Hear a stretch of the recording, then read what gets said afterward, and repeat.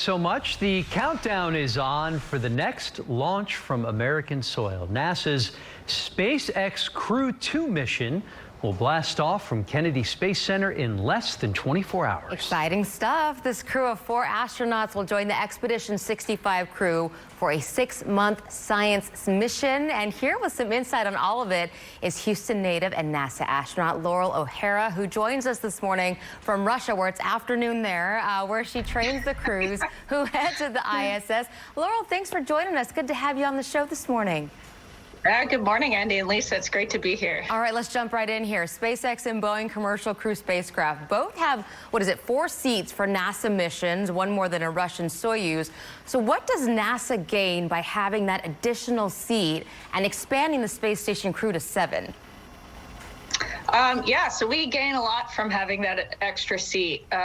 First, just from a science point of view, that extra astronaut enables us to actually do more work on space stations. So we have 4 people in the USOS segment, in the US segment, doing the science. It also just means, more people going to space, and just opens up space access, to more people. It also allows us to actually take more payload, experiments, more cargo up to the space station, and launching from the U.S. allows us to process those payloads faster when they come back to Earth. So, Laurel, this mission is the first with 2 international partner astronauts, one from Europe, the other from Japan. Why is that important? That's important because what that shows is just really the long-term commitment of all of our international partners to continue exploring space with us.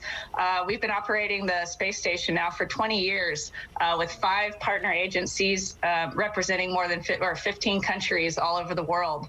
And I think that's one of the biggest achievements of our lifetime. And so seeing that work and seeing that continue is just really inspiring and incredible. Absolutely. And Laurel, what are some ways research aboard the space station is helping us out here on Earth? We do all sorts of research on space station. One of the things that I'm really excited about is some of the medical research that we do. As astronauts, we're actually test subjects ourselves, and we study all sorts of things, not just how the human body adapts to microgravity, but a lot of what we study has impacts here on Earth, because we're studying, for example, how to develop drugs and vaccines that are more effective and work quicker. We're studying one of the experiments that Crew 2 is going to be working on involves cotton plants, studying their root systems and how they develop in order to try to develop cotton plants that are more resistant to pesticides and use less water. And before we let you go, I know our viewers are wondering, where can they go to keep up with the commercial crew and all the International Space Station programs? So for the launch tomorrow, you can follow along at nasa.gov/live. They'll begin coverage at 2 a.m. Eastern time, all the way through the time that the astronauts are safely on board station. So you can follow along on NASA TV, and you can also follow along on any of NASA's social media accounts. All right, astronaut Laurel O'Hara. We want to say shout out to Clemens High School. This is it's an alumnus right here representing Fort Bend ISD. That's right, Sugar Land, the entire Houston area. So proud of all your accomplishments. Yeah, go Rangers. Yeah, there you go. And we're so excited for tomorrow's launch. Thank you for joining us and for your perspective this morning, your insight. We appreciate it. Thank you. Me too. Making us